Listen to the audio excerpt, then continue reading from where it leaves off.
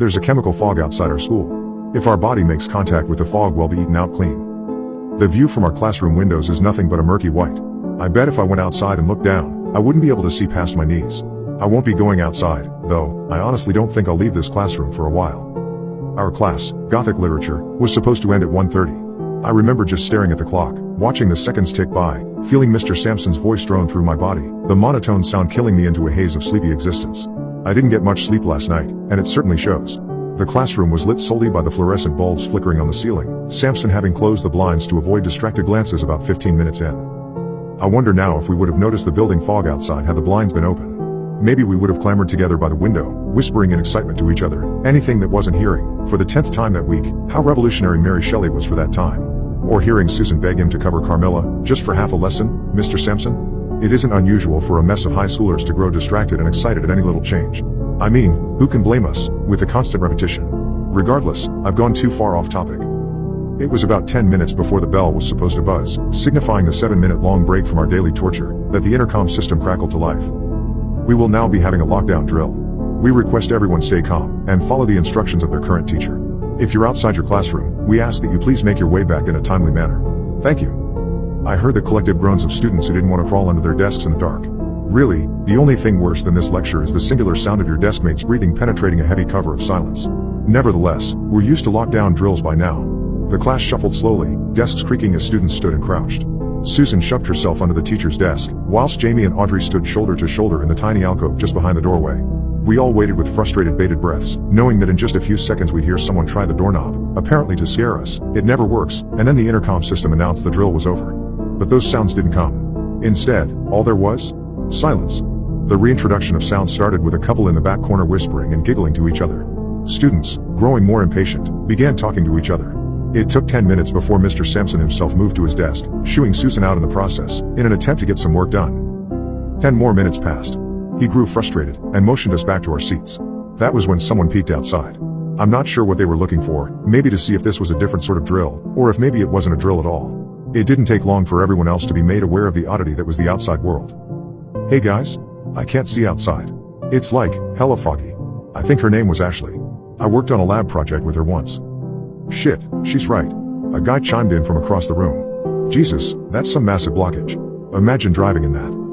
It can't be foggy, it's not even humid out. Plus, already lunchtime. Way too late for fog. Susan snorted. You know, like a smartass. Well, it's clearly something. Do you think it's fucking with the cell phone towers? I don't have any reception. Ashley spoke again. Guys, come on. No phones in class. We just touched on this day before yesterday. Despite Sampson's protests, there was a quiet murmur of agreement. People who'd either checked their phones prior and noticed the same thing, or those who were checking them now and, well, noticing the same thing. Weather does screwy things, guys. Who knows? I finally interjected my own opinion, shrugging my shoulders. A few more murmurs, slowly growing louder in volume as friends and deskmates began talking to each other to alleviate the boredom. 5 minutes later, whatever the weather is doing to our phones clearly has done something else. Our electric went out. We could still connect to the Wi-Fi, obviously. I'm writing this, aren't I? But nothing else. Lights burned out, the projector wouldn't turn on, even the hum of the air conditioner that we hardly notice anymore just went silent. It was around 2 o'clock we heard the first scream. It was horrible and blood-curdling, and it came from outside. We could hear it reverberate from the glass window, cold to the touch. As I'd find out later, the first of many screams to come. Some kid had decided to go outside. We didn't know that yet, though. Mr. Sampson had clearly had enough. I'm going to check with Ms. Young next door. Stay put. Lock the door behind me. I'll be back shortly. Standing from his desk, he took brisk steps to the classroom door, exiting with the confidence only an authority figure has. We followed his instructions. For a while, at least. Minutes ticked by. Finally, around 2:30, we decided to just leave. What were they going to do? We'd been left with no guidance. Just a bunch of kids who totally didn't know better, right?